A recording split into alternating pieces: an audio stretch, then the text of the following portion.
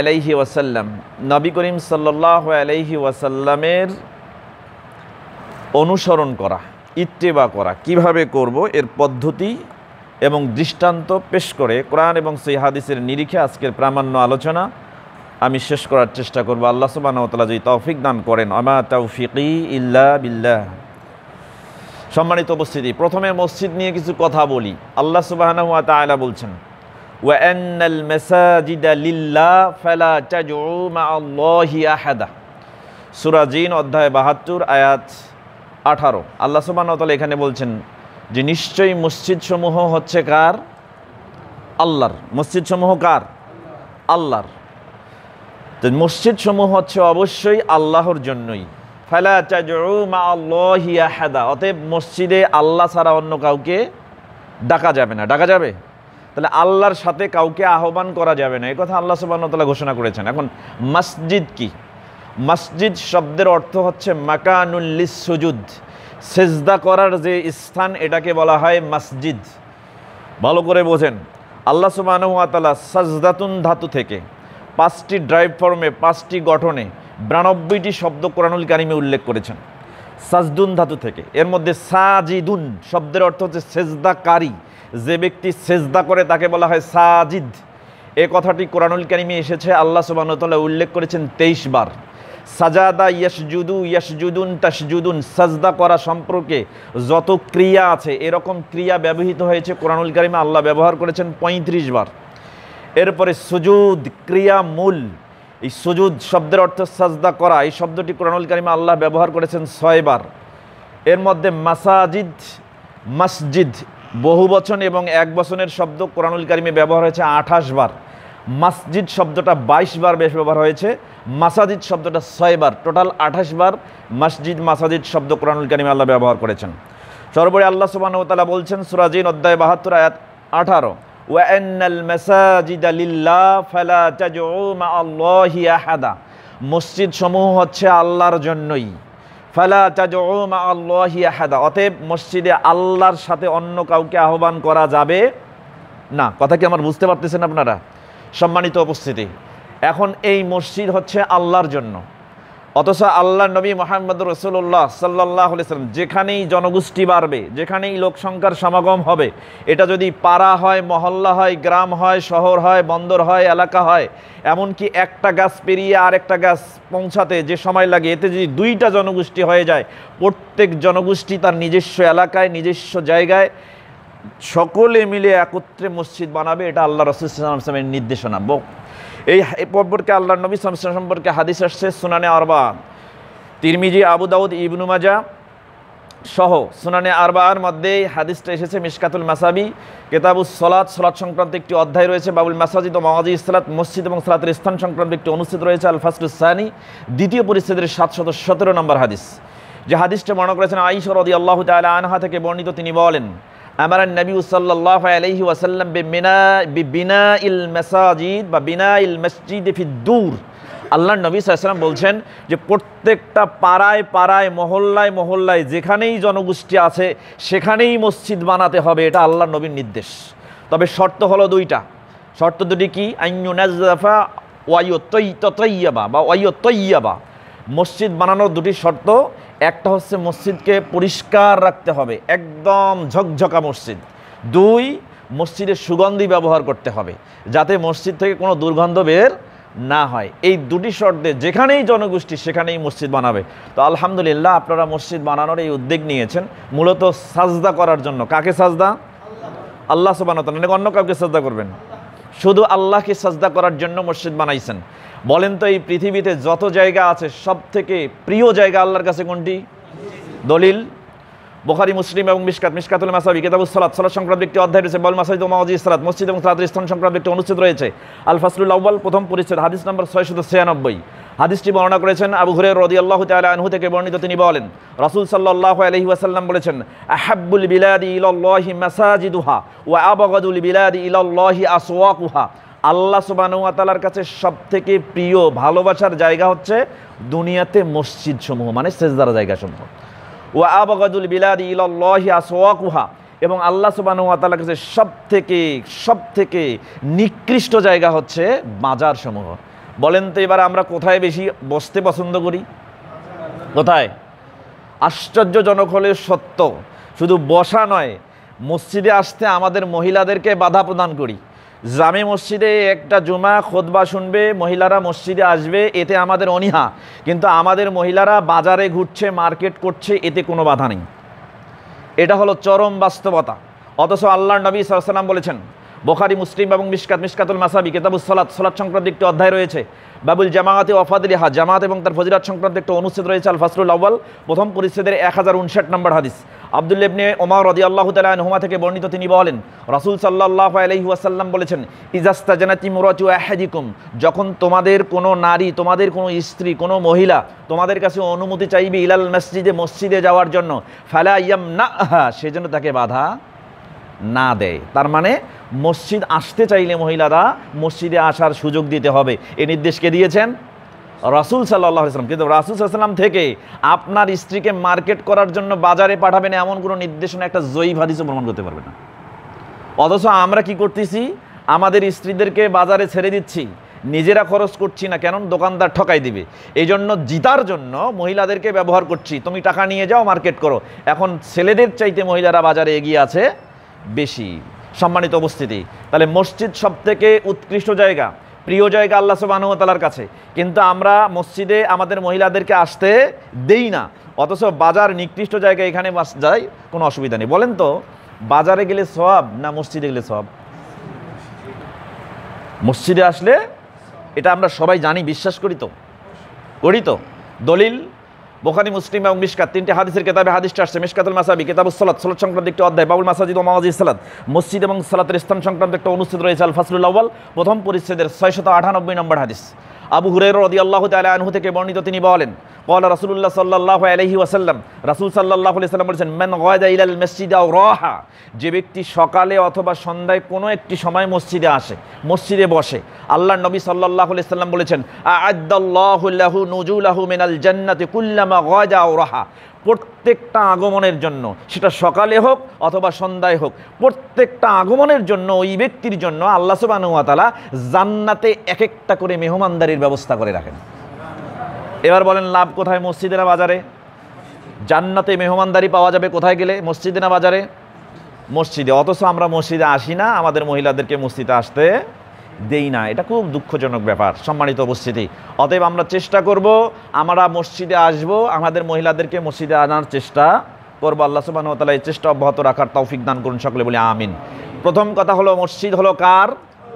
এবার হাদিস দেখেন, বাইহাকি এবং মিশকাত, দুটি হাদিসের কিতাবে হাদিসটি আসছে। মিশকাতুল মাসাবি, কিতাবুস সালাত, সালাত সংক্রান্ত একটি অধ্যায়, বাবুল মাসাজিদ ওয়া মাওয়াজিস সালাত, মসজিদ এবং সালাতের স্থান সংক্রান্ত একটা অনুচ্ছেদ রয়েছে, আল ফাসলুস সালিস, তৃতীয় পরিচ্ছেদের 742 নম্বর হাদিস।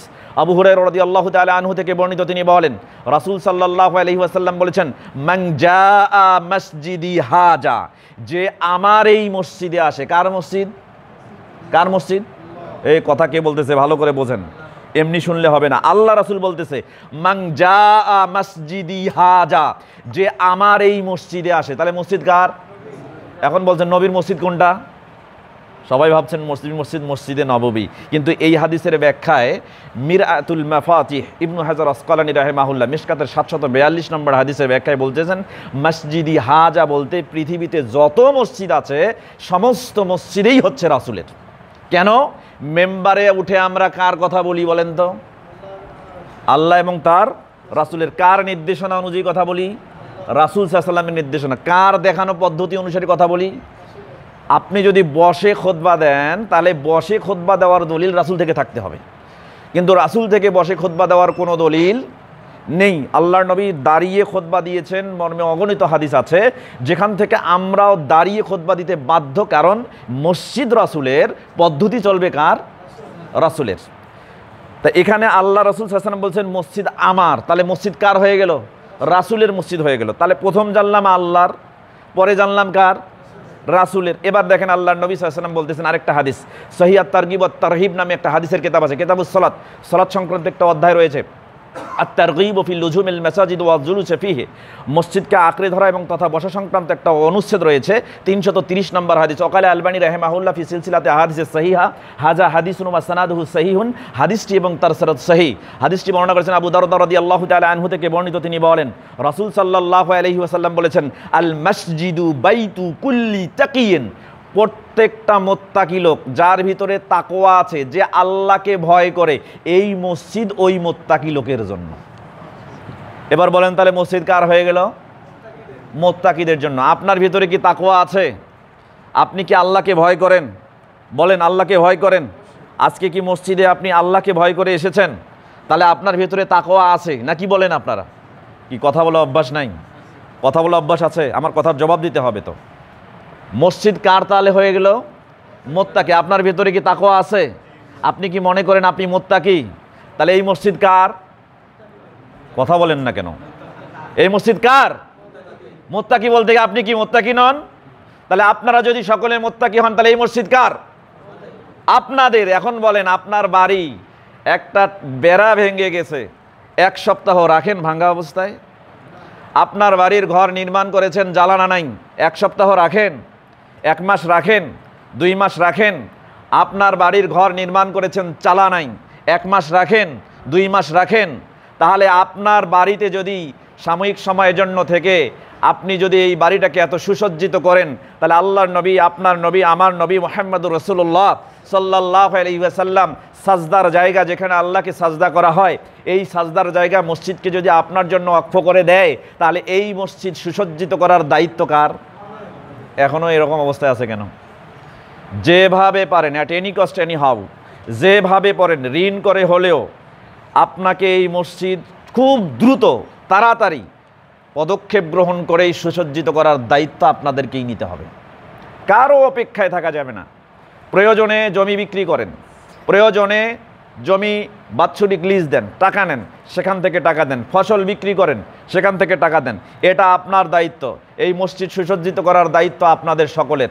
কেউ এর দায়ভার থেকে মুক্ত হওয়ার কোনো প্রকার সুযোগ নেই। কথা কি বুঝতে পারছেন? মসজিদ বানাইলে লাভ না লস? কেমন লাভ বলেন, কেমন লাভ?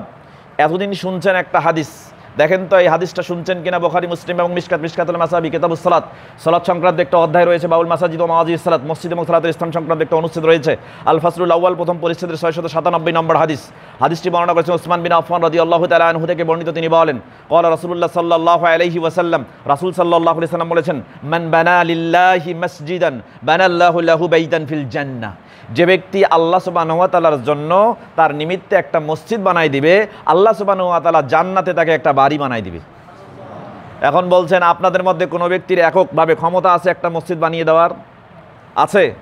তো আল্লাহর নবী সাল্লাল্লাহু আলাইহি ওয়াসাল্লাম বলছেন, যে ব্যক্তি বানিয়ে দেবে একটা মসজিদ আল্লাহর জন্য, আল্লাহ তাকে জান্নাতে একটা বাড়ি বানাই দেবেন। এখন আপনি বলছেন, হুজুর আপনি তো এবার ফেঁসে গেছেন, কেন? আমাদেরকে মসজিদ বানার জন্য জান্নাতে বাড়ি পাবো, তো এককভাবে উদ্যোগ নিয়ে আমার পক্ষে মসজিদ বানানো সম্ভব নয়। বরং আমি মসজিদে কিছু দান করতে পারি, যেটা দিয়ে 2টা 3টা 4টা ইট হবে, যেটা 10টা ইট হবে, অথবা 1 বস্তা সিমেন্ট দিতে পারি, অথবা আমি 1 টন রড দিতে পারি সর্বোচ্চ, কিন্তু এটা দিয়ে তো পূর্ণ মসজিদ হবে না। তাহলে জান্নাতে কি বাড়ি পাবো না? এবার হাদিস শোনেন। আল্লাহর নবী মুহাম্মদ রাসূলুল্লাহ সাল্লাল্লাহু আলাইহি ওয়াসাল্লাম থেকে হাদিসটি আসছে, যে হাদিসটা সহিহ আত-তারগিব ওয়াত তারহিব নামে একটা হাদিসের কিতাব আছে, এবং সহিহ জামিউস সগীরের ফসলে মান শব্দের ফসলে হাদিসটি 6128 নম্বর হাদিস। ওয়াকাল আলবানী রাহিমাহুল্লাহ ফি সিলসিলাতে আহাদিস সহিহা হাযা হাদিসুন ওয়া সানাদুহু সহিহুন, হাদিসটি এবং তার সনদ সহিহ।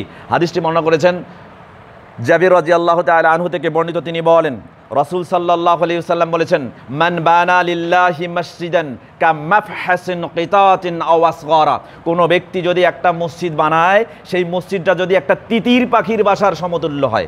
তিতির পাখি চেনেন? তিতির পাখি চেনেন? একটা তিতির পাখি মুরগির চাইতে বড় এবং ময়ূরের চাইতে ছোট, এই রকম একটা পাখি, এটাকে তিতির পাখি বলা হয়। আল্লাহর নবী সাল্লাল্লাহু আলাইহি ওয়াসাল্লাম বলেছেন, যদি কোনো ব্যক্তি এই তিতির পাখির বাসার সমতুল্য একটা মসজিদ বানায় দেয়, তার মানে তিতির পাখির বাসার সমতুল্য হতে পারে একটা ইট। কি হতে পারে? একটা ইট। আবার বলেছেন আওয়াসগরা, অথবা এর চাইতে ছোট, তার মানে অর্ধেক ইট। তাহলে অর্ধেক ইট কি এতটুক না এত বড়? বলেন তো, ছোট না? ছোট না? খুব ছোট না? আল্লাহ নবী সাল্লাল্লাহু আলাইহি ওয়াসাল্লাম বলেছেন, যদি কোনো ব্যক্তি একটা মসজিদ বানায় দেয় তিতির পাখির বাসার সমতুল্য, আও আসগরা, অথবা এর চাইতে ছোট, রাসূল সাল্লাল্লাহু আলাইহি সাল্লাম বলেছেন বানাল্লাহু লাহু বাইতান ফিল জান্নাহ, তাহলে আল্লাহ সুবহানাহু ওয়া তাআলা অতটুকু মসজিদ বানায় দেওয়ার কারণে জান্নাতে তাকে একটা বাড়ি বানায় দিবেন। এবার কি সাত জাগে না জান্নাতে বাড়ি হোক? সাত জাগে, সাত জাগে। তাহলে এবার বলেন এই মসজিদের যত ইট লাগবে একটা একটা করে, দুইটা দুইটা করে, 100 100 করে, 50 50 করে, এটা দেওয়ার ক্ষমতা কি আমাদের নাই? তাহলে নিঃসন্দেহে আমরা কারো জন্য বসে থাকবো না, কারো অপেক্ষায় থাকবো না, কারো উপরে ভরসা করবো না। ভরসা করবো কার উপরে? মুমিন সবসময় ভরসা করে কার উপর? আল্লাহ সুবহানাহু ওয়া তাআলার উপর। আল্লাহ সুবহানাহু ওয়া তাআলার উপর ভরসা করে আমাদের রিজিক থেকে আমরা সামান্য পরিমাণ বের করে অবশ্যই এই মসজিদে দান করব। একটা করে ইট হলেও, একটা সিমেন্টের বস্তা হলেও, একটা রড হলেও, সামান্য 1 কেজি রড হলেও আমি এখানে দিব, এবং সেটা দিয়ে আমি এই মসজিদকে সামনে এগিয়ে নেওয়ার কাজে অবশ্যই ভূমিকা রাখবো। আল্লাহ সুবহানাহু ওয়া তাআলা এর বিনিময়ে জান্নাতে আমাকে একটা বাড়ি বানাই দিবেন ইনশাআল্লাহ। থাকবে, মনে থাকবে? মসজিদ নিয়ে শেষ, কথা শেষ। এবার আসেন, কথা বলছিলাম নির্দিষ্ট শিরোনামে ইত্তেবাউন নবী মুহাম্মাদিন সাল্লাল্লাহু আলাইহি ওয়াসাল্লাম। আমরা ইত্তেবা করব কার? অনুসরণ করব কার? তো অনুসরণ করার জন্য, আনুগত্য করার জন্য আরবিতে দুটি শব্দ ব্যবহারের টেকনিক্যাল টার্ম পারিভাষিক শব্দ হিসেবে, একটা হলো ইতাআহ আর একটা হলো ইত্তেবা। ইতাআহ শব্দের অর্থ হচ্ছে আনুগত্য করা, মেনে নেওয়া, আর ইত্তেবা শব্দের অর্থ হচ্ছে অনুকরণ করা, অনুসরণ করা। তো রাসূল সাল্লাল্লাহু আলাইহি সাল্লামের ক্ষেত্রে দুটাই করবেন, তবে আল্লাহ সুবহানাহু ওয়া তাআলা স্পেসিফিক বর্ণনা করেছেন। প্রথমত শব্দগুলোকে একটু বিশ্লেষণ করি। ইতাআ শব্দটি তাউন ধাতু হতে নির্গত, যেটা 5টি ক্রিয়ার গঠন সহ 10টি গঠনে কোরআনুল কারীমে 129টি শব্দ এসেছে। আল্লাহ সুবহানাহু ওয়া তাআলা এটা ব্যবহার করেছেন। ইত্তেবা শব্দটি তাবাউন ধাতু হতে নির্গত, যেটা 3টি ক্রিয়ার গঠন সহ 9টি গঠনে 172টি শব্দ আল্লাহ কোরআনুল কারীমে ব্যবহার করেছেন। এই দুটার মধ্যে পার্থক্য কি? ইতাআ শব্দের অর্থ হচ্ছে আনুগত্য করা, এর মধ্যে একটা বাধ্যবাধকতা আছে। যেমন আল্লাহ সুবহানাহু ওয়া তাআলা বলেছেন পবিত্র কোরআনুল কারীমের সূরা নিসা অধ্যায় 4 আয়াত 59, আল্লাহ বলেছেন ইয়া আইয়ুহাল্লাযীনা আমানু আতিউল্লাহা ওয়া আতিউর রাসূল ওয়া উলিল আমরি মিনকুম। আল্লাহ বলছেন তোমরা আনুগত্য করো কার? আল্লাহর আনুগত্য করো। এরপরে কার? রাসূলের আনুগত্য করো। এরপরে কার? উলিল আমর। উলিল আমরের অনেক ব্যাখ্যা আছে। আলিম উলামান হতে পারে, উলিল আমরের জ্যেষ্ঠ প্রধান হতে পারে, উলিল আমরের সাহাবান হতে পারে, উলিল আমর দ্বারা বিশেষ ফকিহ হতে পারে। এরকম উলিল আমরের প্রায় একাধিক বর্ণনা আছে। এর মধ্যে সনদের ভিত্তিতে বিশ্বস্ততার সূত্রে প্রায় 37টি ব্যাখ্যা গ্রহণযোগ্য। অনেকগুলো মতপার্থক্য, মতানৈক্য আছে, যেগুলো অনেক সাহাবা ইকরাম, তাবিঈন ইজমামের থেকে বর্ণনা রয়েছে। তো আমরা উলিল আমরের দিকে যাব না। প্রথম কথা হচ্ছে যে আমরা আনুগত্য করব আল্লাহর, এরপরে কার? রাসূলের, তারপরে উলিল আমরের। ফাইন তানাজাতুম ফি শাইইন ফারুদ্দুহু ইলাল্লাহ ওয়ার রাসূল। যদি উলিল আমরের আনুগত্য করতে গিয়ে মতপার্থক্য তৈরি হয়, তাহলে আমরা ফিরে যাব আবার আল্লাহ এবং তার রাসূলের দিকে। কথা কি বুঝতে পারছেন? তাহলে ইতাআ করতে হবে আল্লাহর, ইতাআ করতে হবে রাসূলের, ইতাআ করতে হবে উলিল আমরের। এরপর আল্লাহ সুবহানাহু ওয়া তাআলা বলেছেন পবিত্র কোরআনুল কারীমের সূরা বাকারা অধ্যায় 2 আয়াত 185, আল্লাহ সুবহানাহু ওয়া তাআলা বলছেন ক্বালু সামি'না ওয়া আতা'না।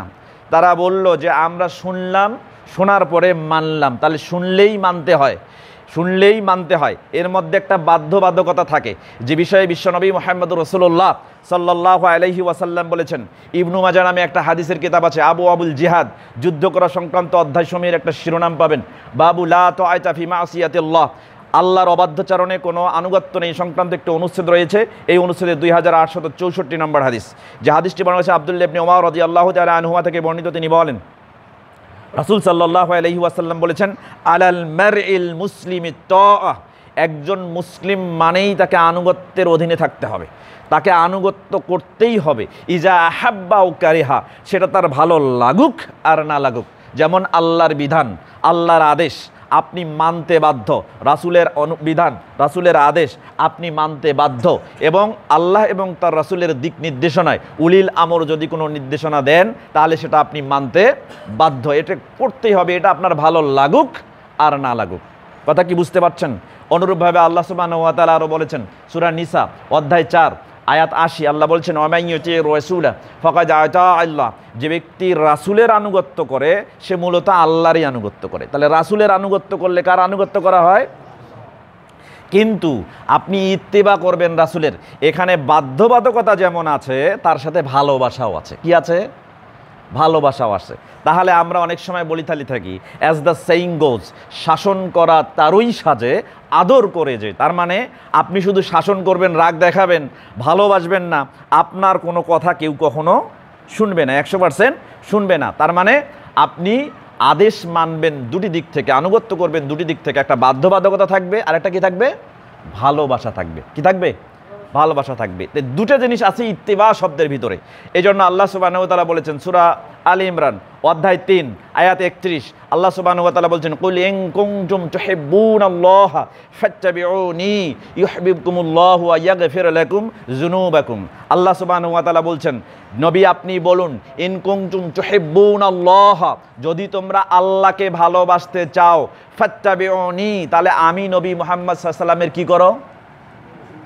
ইতাআত না ইত্তেবা? কি বোঝেন নাই?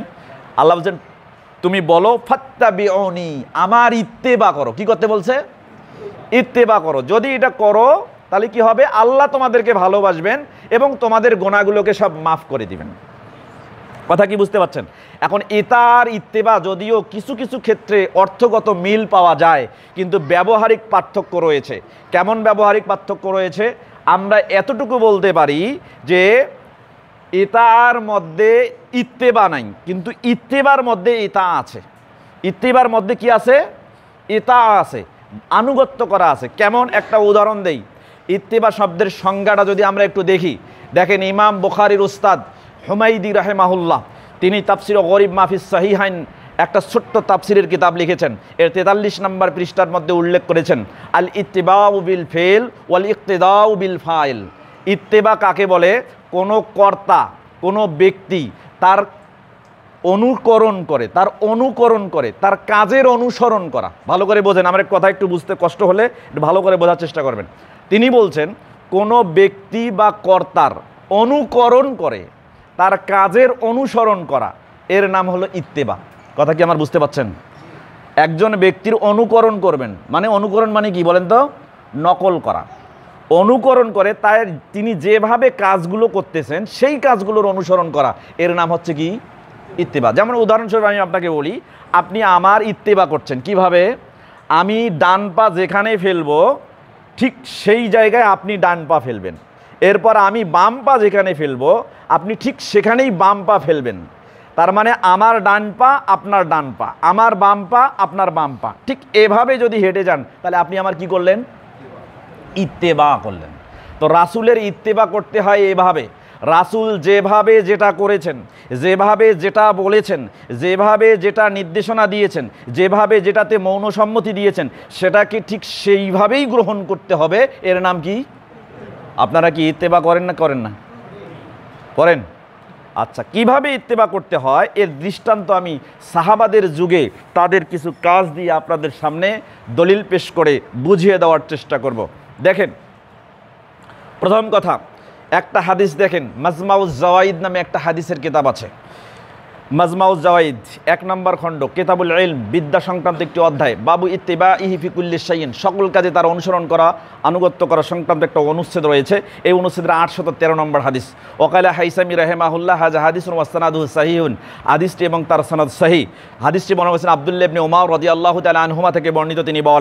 তিনি বলছেন তিনি একদিন কি করলেন? আব্দুল্লাহ ইবনে উমর তিনি একদিন আসলেন, আন্নাহু কানা ইয়াতি শাজারাতান বাইনা মক্কাতিন ওয়াল মাদিনা, মক্কা এবং মদিনার মাঝখানে একটা গাছ আছে। আব্দুল্লাহ ইবনে উমর রাদিয়াল্লাহু তাআলা আনহু ওই গাছটার নিকটে আসলেন। ফায়াকিলু তাহতাহা, তিনি গাছটার নিচে বসে বিশ্রাম গ্রহণ করলেন। দুপুরের খাবারের পরে একটু বিশ্রাম গ্রহণ করে, এটাকে বলা হয় কাইলুলা। আপনারা জানেন তো, শুনছেন তো, কাইলুলা। তো তিনি এখানে কাইলুলা করলেন, এখানে বসে বিশ্রাম নিলেন। তো লোকেরা অবাক হয়ে গেল, পাশে বসে আছে। তখন তিনি ফায়ুখবিরু, একটু পর জেগে বললেন, সংবাদ দিলেন, আন্না নবী সাল্লাল্লাহু আলাইহি ওয়াসাল্লাম ইয়াফআলু যালিকা, কানা ইয়াফআলু যালিকা। আরে তোমরা মনে করছো যে আমি এখানে এমনি এমনি বসছি? না, তোমরা আশ্চর্য হয়েছ। তোমরা জানো আমি কেন এই গাছটার নিচে বসেছি? আমি এই গাছটার নিচে এই কারণে বসেছি, আমি দেখেছি আমার নবী মুহাম্মদুর রাসূলুল্লাহ সাল্লাল্লাহু আলাইহি ওয়াসাল্লাম এই গাছটার নিচে বসেছেন, বিশ্রাম করেছেন, এই জন্য আমিও বিশ্রাম করলাম। এটার নাম কি? কি? ইত্তেবা। আরেকটা হাদিস দেখেন, সহিহ বুখারী খোঁজেন, সহিহ বুখারী কিতাবুল আতইমা, খাবার খাওয়া সংক্রান্ত একটা অধ্যায় রয়েছে, বাবুল মারাক, তরকারির ঝোল সংক্রান্ত একটা অনুচ্ছেদ রয়েছে। এই অনুচ্ছেদের 5436 নম্বর হাদিস। হাদিসটি মনে হচ্ছে আনাস বিন মালিক রাদিয়াল্লাহু তাআলা আনহু থেকে বর্ণিত। তিনি বলেন, ইন্না খাইয়াতান জাআন নবী সাল্লাল্লাহু আলাইহি ওয়াসাল্লাম লিতুআমিন সানাআহু। একদিন একজন দর্জি লোক আল্লাহর নবী সাল্লাল্লাহু আলাইহি ওয়াসাল্লামকে দাওয়াত দিলেন। তাকে দাওয়াত খাওয়াবেন, ভাত খাওয়াবেন, খাবার খাওয়াবেন, এই জন্য দাওয়াত দিলেন। তো আনাস বিন মালিক বলছেন, জাহাবতু মা নবী সাল্লাল্লাহু আলাইহি ওয়াসাল্লাম, ওই দাওয়াতে আমি আল্লাহর নবীর সাথে সাথে ওই বাড়িতে গেলাম। যখন ওই বাড়িতে গেলাম, ফাকররাবা খুবজা শাইরিন, তখন ওই লোক, ওই দর্জি, তিনি আমাদের সামনে খাবার পেশ করলেন। খুবজা শাইরেন, জবের রুটি, ওয়া মারাকান ফিহি দুব্বাউন ওয়া কাদিরুন, এবং কিছু ঝোল নিয়ে আসলেন যাতে ঝোলে আমরা চুবিয়ে রুটি খেতে পারি। সেই ঝোলের মধ্যে ছিল কদু, লাউ, আর ছিল শুকনা গোস্তের শুটকি। এইটা পেশ করা হলো। আমি দেখলাম, ফারাইতুন নবী সাল্লাল্লাহু আলাইহি ওয়াসাল্লাম ইয়াতাতাব্বাউ দুব্বা মিন হাওয়ালাইল কাসআ, যখন বাটি সামনে দেওয়া হয়েছে, আল্লাহর নবী সেখান থেকে ঝোল থেকে কদুর টুকরাগুলা, লাউয়ের টুকরাগুলো বেছে বেছে খাচ্ছেন।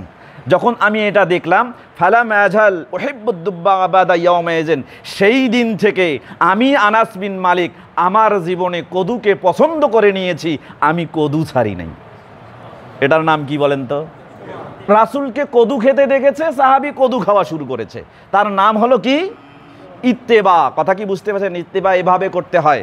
আমাদের দেশে প্রচলিত ইসলাম পালন করে, অনুসরণ করে, আবার সহিহ হাদিসও নাকি মানে, কিন্তু মাঝে মাঝে দেখা যায় ইত্তেবার ক্ষেত্রে ব্যাপক ঘাটতি। অতএব আমাদেরকে এই বিষয়ে সজাগ থাকতে হবে। সম্মানিত উপস্থিতি, ইত্তেবাকে বুঝতে হবে সাহাবাদের জীবন আদর্শ দিয়ে। রাসূল সাল্লাল্লাহু আলাইহি ওয়াসাল্লামকে তারা কিভাবে ইত্তেবা করেছেন, ঠিক সেইভাবে আমাদেরকে ইত্তেবা করতে হবে। সহিহ বুখারীর আর একটা হাদিস বলি, কিতাবুল লিবাস, পোশাক পরিচ্ছদ সংক্রান্ত একটা অধ্যায় রয়েছে। বাবু খাতামিল ফিদ্দা, রৌপের আংটি সংক্রান্ত একটা অনুচ্ছেদ রয়েছে। 5866 নম্বর হাদিস, যে হাদিসটি বর্ণনা করেছেন আব্দুল্লাহ ইবনে ওমর রাদিয়াল্লাহু তাআলা আনহুমা থেকে বর্ণিত। তিনি বলেন, আমার কথা কি বুঝতে পারতেছেন? বুঝতে পারতেছেন? আব্দুল্লাহ ইবনে ওমর রাদিয়াল্লাহু তাআলা আনহুমা থেকে বর্ণিত। তিনি বলেন যে আন্নান নবী সাল্লাল্লাহু আলাইহি ওয়াসাল্লাম ইত্তাখাজা খায়তামান মিনাজ যাহাবি আবিল ফিজ্জা, আল্লাহর নবী সাল্লাল্লাহু আলাইহি ওয়াসাল্লাম একদা একটা আংটি পরলেন, হতে পারে সেটা স্বর্ণের অথবা রৌপের, তিনি বলতে পারতেছেন না। নাক্কাশা ফিহি মুহাম্মাদুর রাসূলুল্লাহ, যে আংটির মধ্যে লেখা ছিল মুহাম্মাদুর রাসূলুল্লাহ। যখন আল্লাহর নবী এই আংটিটা গ্রহণ করেছেন, ফাত্তাখাজান নাসু মিসলাহু, তখন লোকেরা দেখলো আল্লাহর নবী আংটি পরেছেন, তো তারাও আংটি পরা শুরু করে দিল। আল্লাহর নবী সাল্লাল্লাহু আলাইহি ওয়াসাল্লাম যখন তাদেরকে দেখলেন, ফালাম্মা রাআহুমুন নবী সাল্লাল্লাহু আলাইহি ওয়াসাল্লাম ক্বাদ ইত্তাখাযুহা, যখন আল্লাহর নবী সাল্লাল্লাহু আলাইহি ওয়াসাল্লাম দেখলেন যে তারাও এরকম আংটি গ্রহণ করছে, ফারামা বিহি, তখন তিনি খুলে আংটিটা ফেলে দিলেন। যখন আংটিটা খুলে ফেলে দিলেন, তাদেরকে বললেন, লা আলবাসুহু আবাদা, তোমরা এই আংটি কখনো পরো না। সকলেই আংটি খুলে ফেলাই দিল।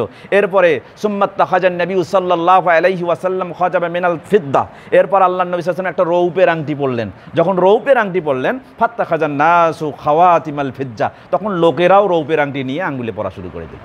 তাহলে বোঝেন, আল্লাহর নবী স্বর্ণের আংটি পরেছে, লোকেরাও পরেছে, মানে সাহাবায়ে কেরাম পরেছে। আল্লাহর নবী আংটি খুলে ফেলে দিয়েছে, সাহাবায়ে কেরামও খুলে ফেলে দিয়েছে। এরপর আল্লাহর নবী রৌপের আংটি পরেছে, সাহাবায়ে কেরামও রৌপের আংটি পরেছে। এর নাম কি? ইত্তেবা। সম্মানিত উপস্থিতি, এরপরে দেখেন আরেকটি হাদিস, সহিহ ইবনে খুজাইমা নামে একটা হাদিসের কিতাব আছে, জিমাউ আবওয়াবিস সালাতি আলাল বাস্ত, প্রশস্ত জায়গার উপরে সালাত আদায় করা সংক্রান্ত অধ্যায়সমূহের একটা শিরোনাম পাবেন। 411 নম্বর অনুচ্ছেদের 1017 নম্বর হাদিস, যে হাদিসটি বর্ণনা করেছে আবু সাঈদ আল খুদরি রাদিয়াল্লাহু তাআলা আনহু থেকে বর্ণিত। তিনি বলেন আন্নান নবী সাল্লাল্লাহু আলাইহি ওয়াসাল্লাম কানা ইউসাল্লি, একদা আল্লাহর নবী সাল্লাল্লাহু আলাইহি ওয়াসাল্লাম সালাত আদায় করতেছিলেন। সালাত আদায়রত অবস্থায় ফাখলাআনা আলাইহি, তিনি তার পায়ের জুতা খুলে ফেললেন। মানে জুতা পরে সালাত আদায় করতেছিলেন, এমত অবস্থায় হঠাৎ করে নবী সাল্লাল্লাহু আলাইহি ওয়াসাল্লাম পায়ের জুতা খুলে ফেললেন। ফাখলাআন নাসু নিআলাহুম, তখন লোকেরা দেখলো আল্লাহর নবী খুলেছে, তখন তারাও জুতা খুলে ফেললো। এরপরে ফালাম্মা ইনসারাফান নবী সাল্লাল্লাহু আলাইহি ওয়াসাল্লাম, নবী করিম সাল্লাল্লাহু আলাইহি ওয়াসাল্লাম যখন সালাত থেকে অবসর নিলেন, সালাত শেষ হয়ে গেল, সালাম ফেরালেন, তখন তিনি ঘুরে লোকদেরকে বলছেন, সাহাবায়ে কেরাম বলছেন, লিমা খালাতুম নিআলাকুম, আচ্ছা তোমরা জুতা খুললে কেন? তখন তারা জবাব দিচ্ছে, ক্বালু রাআইনাকা খালাতা ফাখালানা ইয়া রাসূলুল্লাহ, আল্লাহ নবী, কোনো যুক্তি নাই, কোনো দর্শন নাই, কোনো কথা নাই, আপনাকে জুতা খুলতে দেখেছি তাই আমরা জুতা খুলেছি। কথা কি বুঝতে পারছেন? তার মানে এটার নাম কি? ইত্তেবা। সাহাবায়ে কেরাম রাসূলকে যেভাবে যেটা করতে দেখেছেন ঠিক সেভাবেই সেটা করেছেন, এর নাম কি? তো এখন কি ইত্তেবা করবেন না, না তাকলিদ করবেন? ইত্তেবা করবেন না তাকলিদ করবেন? তাকলিদ করতে হলে কোনো ব্যক্তির অন্ধ অনুকরণ করে তিনি যেভাবে বলে রাসূল কি বলেছে এটা দেখার দরকার নেই। আর ইত্তেবা করলে কোনো ব্যক্তির কথা আমি শুনবো না, বরং ব্যক্তির কথাকে রাসূলের কথার মানদণ্ডে বিচার করে সে কথা গ্রহণ করা যাবে কি না এটা আপনাকে বিচার করতে হবে। এর নাম কি? ইত্তেবা। কথা কি বুঝতে পারছেন? যেহেতু মসজিদ শুরু করেছেন, মসজিদের জামাতের অন্তর্ভুক্ত আপনারা সকলেই, প্রথমেই ইত্তেবার আলোচনাটা হওয়া জরুরি। কেন? ইত্তেবাতে যদি গলত হয় তাহলে মসজিদ পরিচালনায় গলত হবে। কথা কি বুঝতে পারছেন? অতএব মসজিদের ভিত্তি রাসূলের ইত্তেবার উপরেই প্রতিষ্ঠিত হতে হবে, এর বাইরে কোনোভাবে কোনোরূপ হওয়ার সুযোগ নেই। আল্লাহ সুবহানাহু ওয়া তাআলা পরিপূর্ণ ইত্তেবা করার তৌফিক দান করুন, সকলে বলি আমিন। আরেকটা হাদিস দেখুন, আবু দাউদে হাদিসটি এসেছে। আবু দাউদ কিতাবুস সালাত, সালাত সংক্রান্ত একটা অধ্যায় রয়েছে, বাবুল ইমামি ইউকাল্লিমুর রাজুলা ফি খুতবাতিহি, খুতবার মধ্যে দাঁড়িয়েও ব্যক্তির সাথে কথা বলা যায়, এই সংক্রান্ত একটা অনুচ্ছেদ রচনা করেছেন ইমাম আবু দাউদ রাহিমাহুল্লাহ। এই অনুচ্ছেদের 1091 নম্বর হাদিস।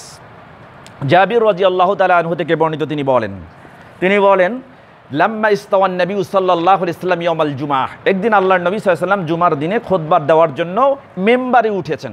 মেম্বারে উঠি ফাকালা, তিনি বললেন, উঠার পরে তিনি বলছেন ইজলিসু, লোকেরা দাঁড়িয়েছিল যেভাবে ছিল, আল্লাহর নবী বলছেন ইজলিসু, তোমরা বসো।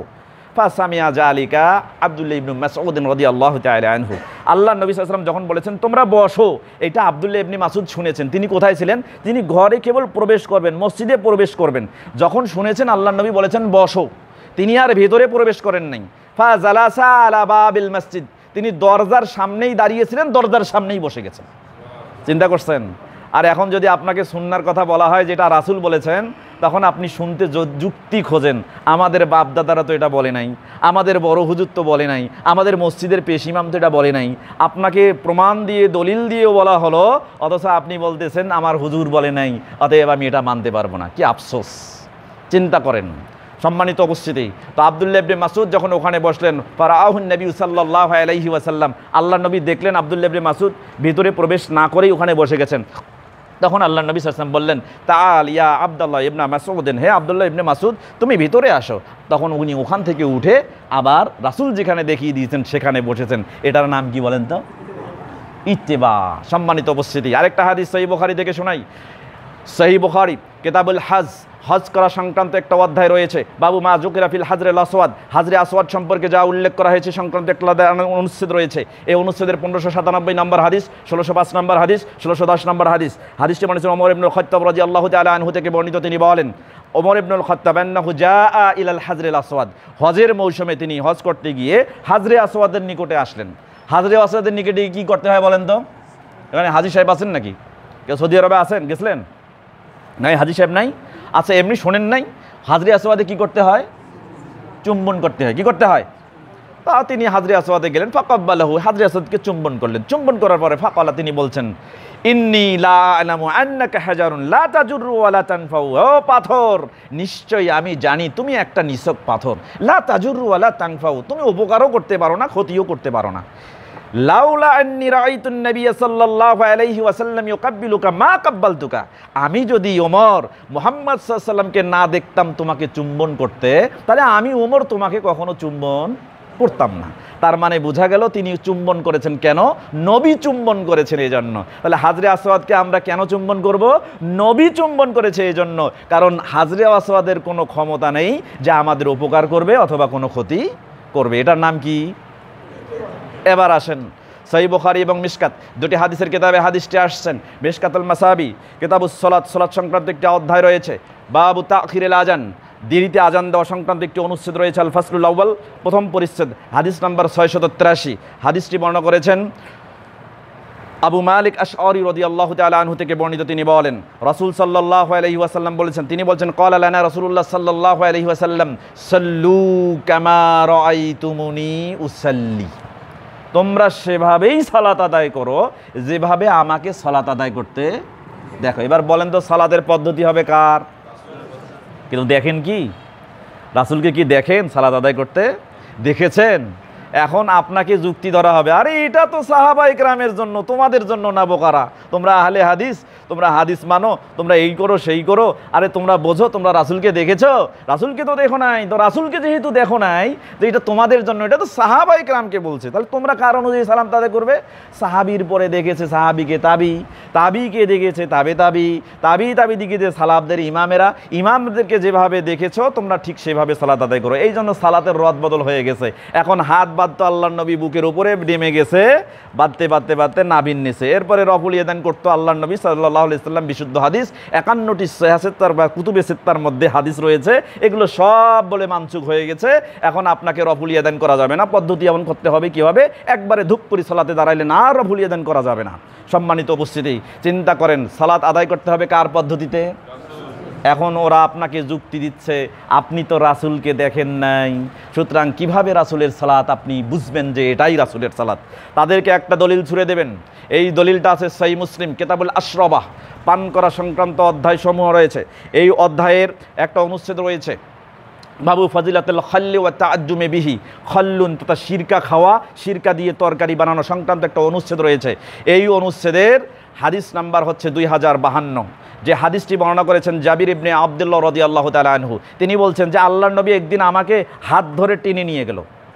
আখাজা বিয়াদি জাতা ইয়াউমিন ইলা মানজিলিহি, আল্লাহর নবী সাল্লাল্লাহু আলাইহি ওয়াসাল্লাম আমার হাত ধরে হির হির করে আমাকে টেনে নিয়ে গেল, তার বাড়িতে টেনে নিয়ে গেল। যখন তার বাড়িতে টেনে নিয়ে গেল তখন তার সামনে পেশ করা হলো কিছু খাবার।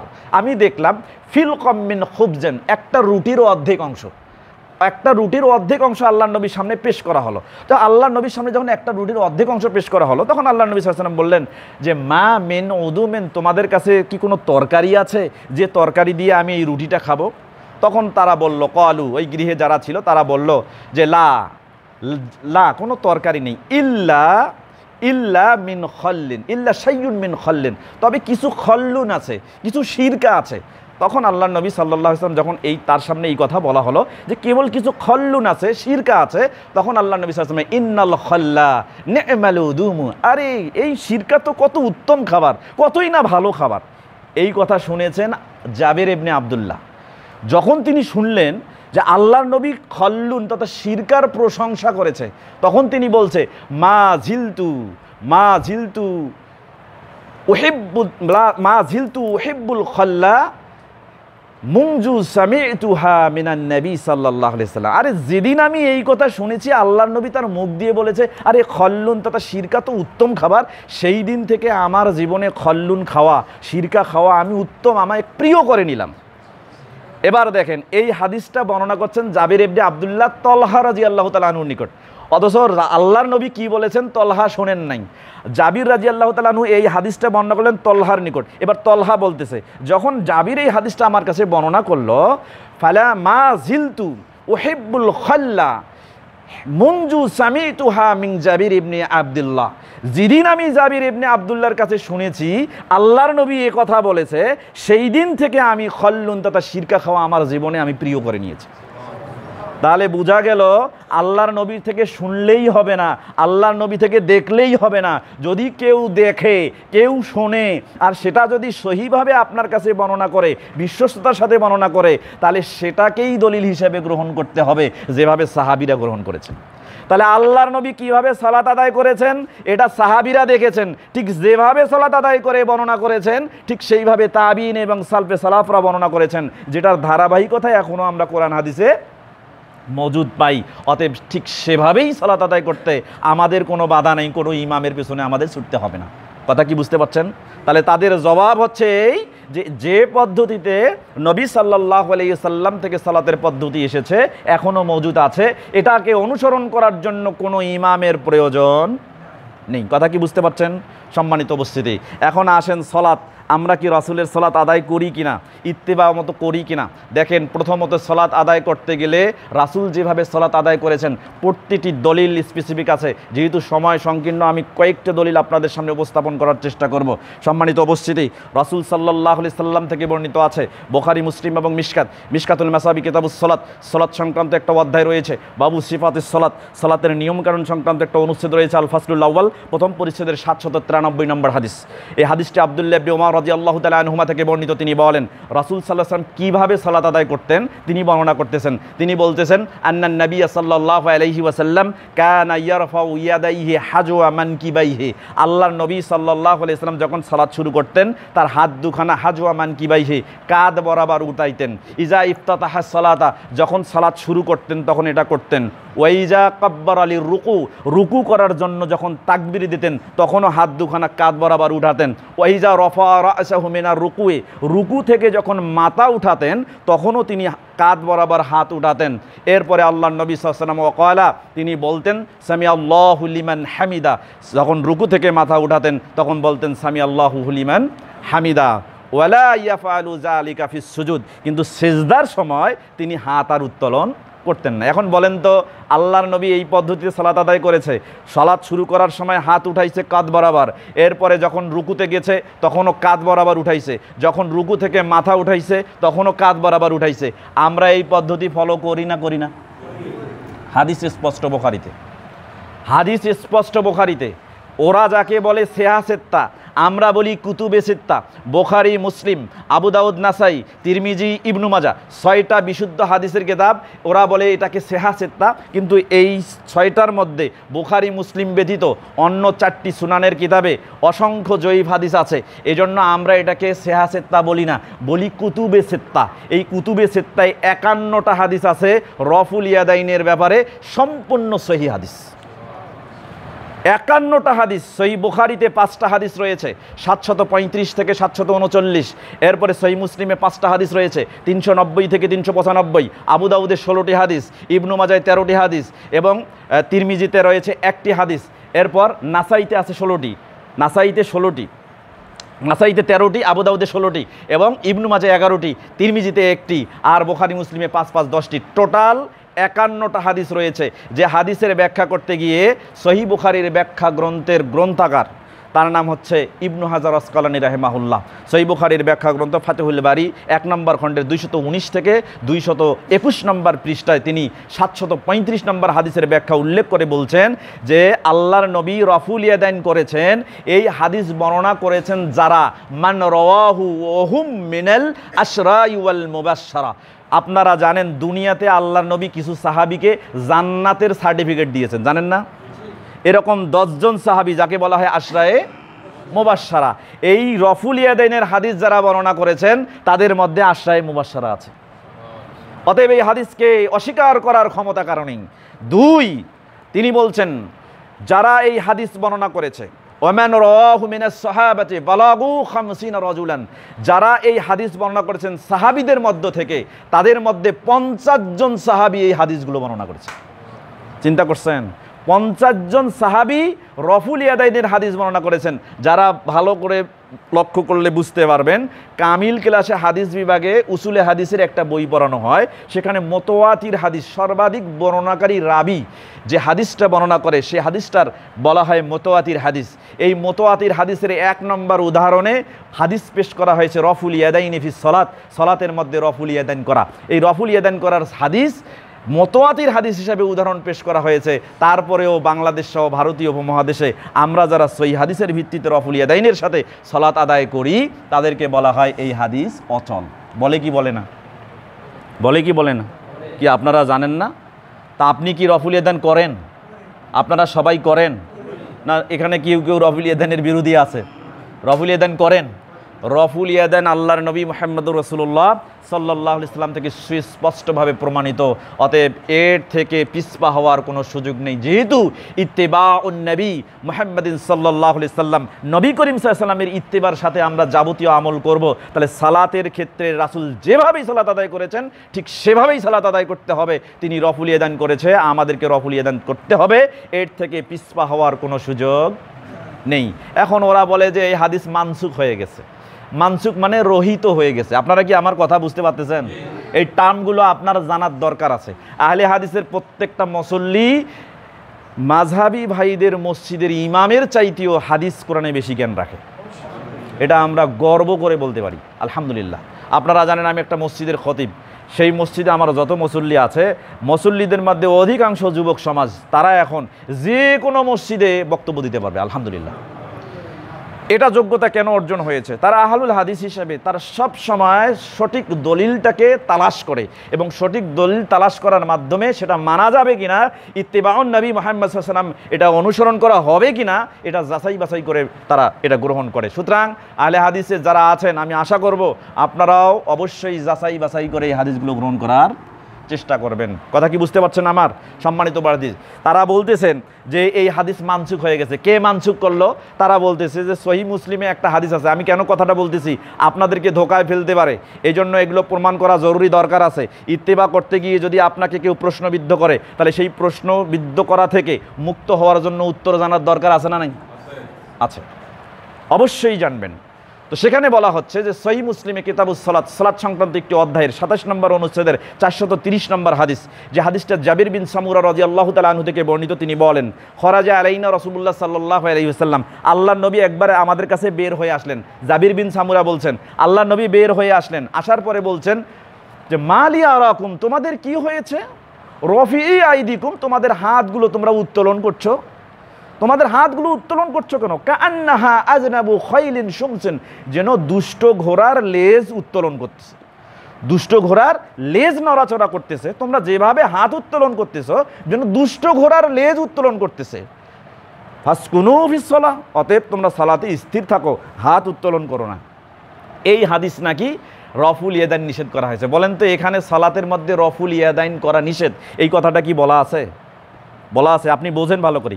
মতনে বলা হচ্ছে আল্লাহর নবী বের হয়ে আসলেন, আসার পরে বলছে কি ব্যাপার, তোমরা হাত নড়াচড়া করতেছো কেন? তোমরা হাত নড়াও কেন? সালাতে আছে না সালাতের বাইরে আছে এ কথা কিন্তু উল্লেখ নেই। ঘর থেকে বের হয়ে এসে বলতেছে কি ব্যাপার, তোমরা হাত নড়াচড়া করতেছো কেন, হাত উত্তোলন করতেছো কেন?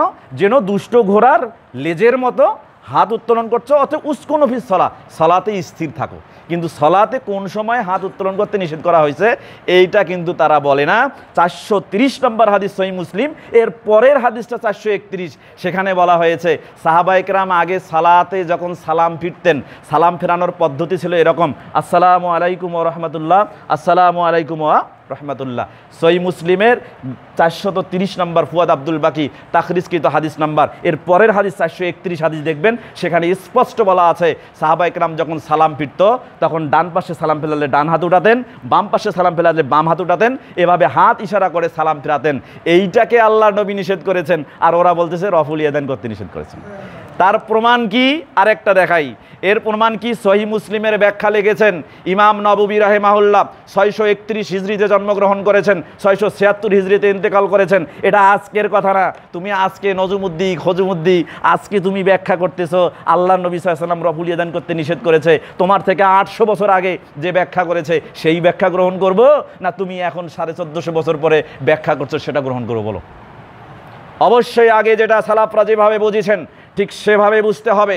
তিনি ব্যাখ্যা করেছেন, তিনি সহিহ মুসলিমের ব্যাখ্যা লিখেছেন শারহুল মুসলিম 4 নম্বর খণ্ড 152 নম্বর পৃষ্ঠা 27 নম্বর অনুচ্ছেদ 430 নম্বর হাদিসের ব্যাখ্যায় একটা অনুচ্ছেদ রচনা করেছেন। অনুচ্ছেদে কি বলতেছেন দেখেন, বাবুল আমরি বিসসুকুনি ফিস সালাহ, সালাতের মধ্যে স্থির থাকার আদেশ, ওয়ান নাহি আনিল ইশারাতি বিল ইয়াদ, হাত দিয়ে ইশারা করা নিষেধ।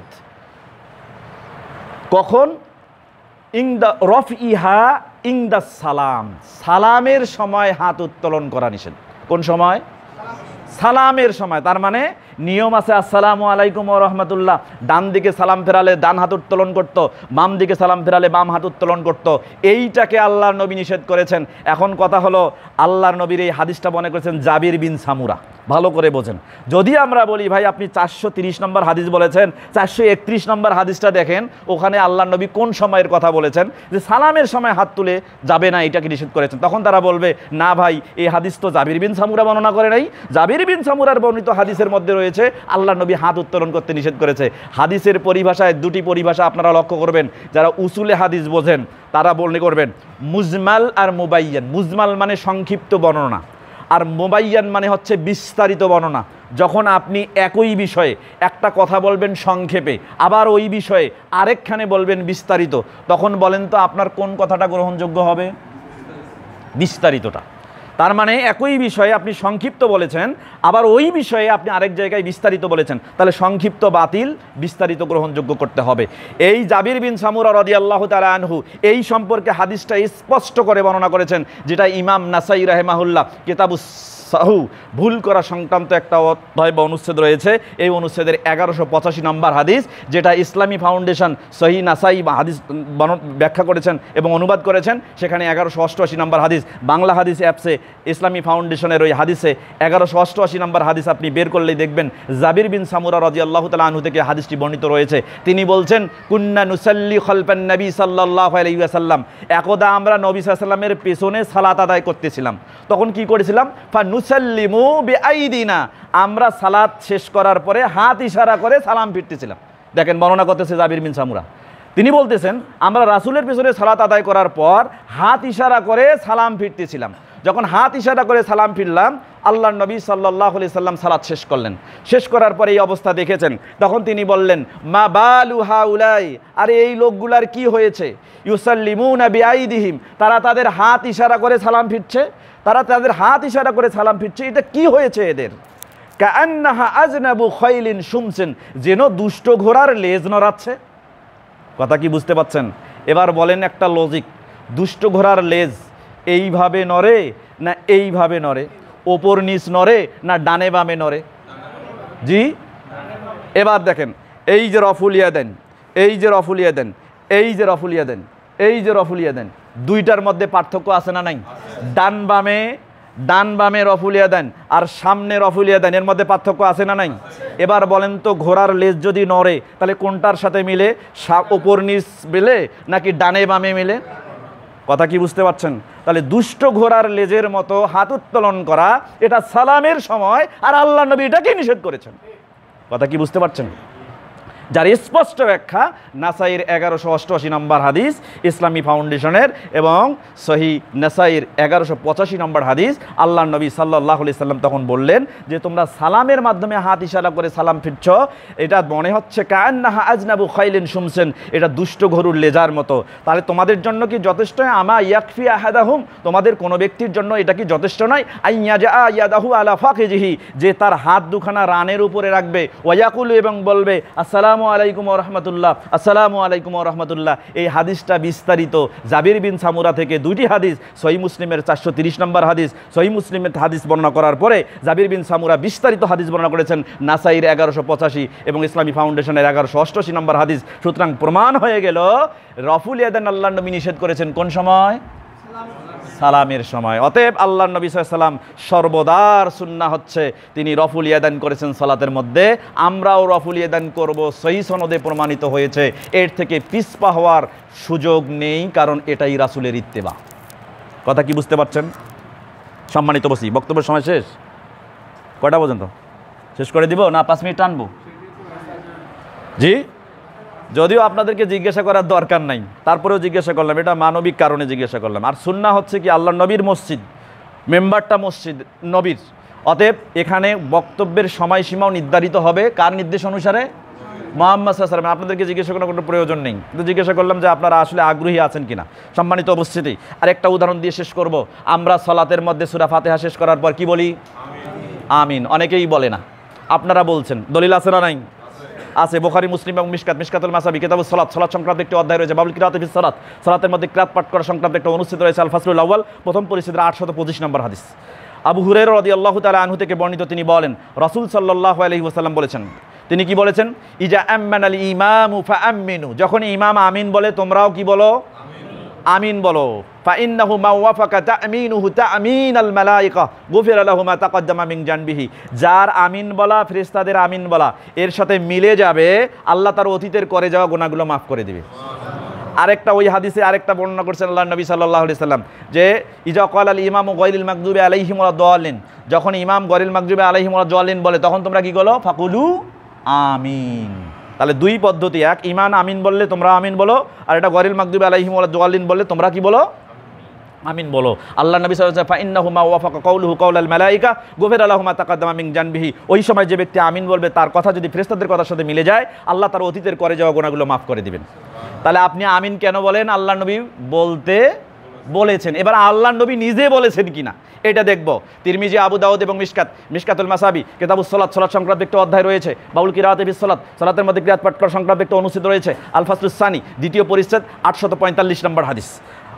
ওয়াইল ইবনে হুজর রাদিয়াল্লাহু তাআলা আনহু থেকে বর্ণিত, তিনি বলেন, সামি'তু রাসূলুল্লাহ সাল্লাল্লাহু আলাইহি ওয়াসাল্লাম ইয়াকরাউ গায়রিল মাগদুবি আলাইহিম ওয়ালাদ দাল্লিন ফাকালা আমিন। তিনি বলছেন, ওয়াইল ইবনে হুজর, আমি আল্লাহর নবীকে বলতে শুনেছি, তিনি যখন সূরা ফাতিহা পাঠ করছিলেন, তখন পাঠ করার পরে শেষে বলছেন, গায়রিল মাগদুবি আলাইহিম ওয়ালাদ দাল্লিন ফাকালা আমিন। তখন আল্লাহর নবী জোরে আমিন বলেছেন, মাদ্দা বিহা সাউতাহু, তার কণ্ঠকেও লম্বা করেছেন, কণ্ঠকে লম্বা করে আমিন বলেছেন।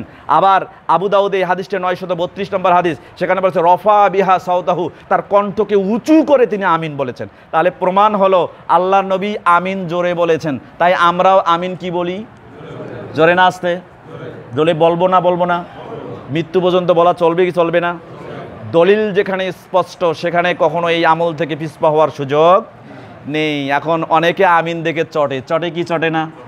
তো আপনি এই চটা দেখে আপনিও চটবেন না। কেন আমিন বলা শুনে চটে? কারা চটে? আল্লাহর নবী 1450 বছর আগে বলে দিয়েছেন। সহিহ আত-তারগিব ওয়াত-তারহিব নামে একটা হাদিসের কিতাব আছে, কিতাবুস সালাত, সালাত সংক্রান্ত একটা অধ্যায় রয়েছে। আত-তারগিব ফি তা'মিন খালফাল ইমাম, ইমামের পেছনে আমিন বলা সংক্রান্ত একটি অনুচ্ছেদ রয়েছে। এই অনুচ্ছেদের 515 নম্বর হাদিস, যে হাদিসটা আয়েশা রাদিয়াল্লাহু তাআলা আনহা থেকে বর্ণিত, তিনি বলেন, রাসূল সাল্লাল্লাহু আলাইহি সাল্লাম বলেছেন, মা হাসাদাতকুমুল ইয়াহুদু আলা শাইইন, ইহুদিরা তোমাদের কোনো কাজে এতটা হিংসা করে না, ইহুদিরা তোমাদের কাজে এতটা হিংসা করে না, কোনো কাজ করো তোমরা সেই কাজের উপরে এতটা হিংসা করে না, মা হাসাদাতকুম আলা সালামি ওয়াত তামিন, তবে দুইটা কাজে তোমাদের উপরে তারা হিংসা করে। যখন তোমরা একজন আরেকজনের সাথে সাক্ষাৎ হলে সালাম দাও, তখন ইহুদিরা চটে যায়। আবার যখন সূরা ফাতিহা শেষ করার পরে জোরে আমিন বলো, তখনও ইহুদিরা চটে যায়। কথা কি বুঝতে পারছেন? আর এই ইহুদিরা চটে যাবে, ইহুদির দোসররা চটে যাবে।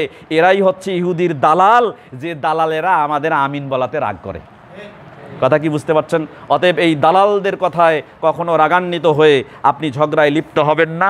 এই দালালদের থেকে আপনি যুক্তিতর্কে হেরে গিয়ে কখনো পিছপা হবেন না। রাসূল সাল্লাল্লাহু আলাইহি ওয়াসাল্লামের 100% আনুগত্য করতে হবে, তার ইত্তেবা করতে হবে। আল্লাহ সুবহানাহু ওয়া তাআলা আমাদের সকলকে আজকের বক্তব্য থেকে বক্তা এবং শ্রোতা সকলকে উপকৃত হওয়ার তৌফিক দান করুন। সকলে বলি আমিন।